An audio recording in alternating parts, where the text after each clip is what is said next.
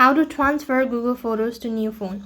Hi everyone, welcome back to another episode. In this video, I'm gonna let you know the ways to transfer Google Photos to new phone.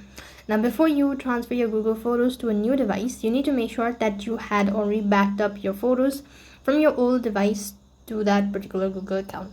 So basically you need to go ahead and open up your Play Store first thing and then type in photos.google.com. When you actually go ahead and install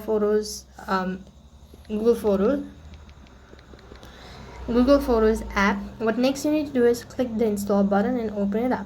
Now here you'll be asked to sign in, so you could go ahead and sign in using your Google account where you've actually backed up your photos.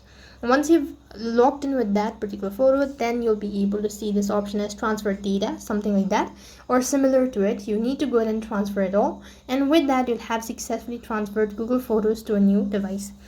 That's all for this video. I hope the video was helpful. Make sure to like, share and subscribe to our channel. Thank you for watching. See you in the next video.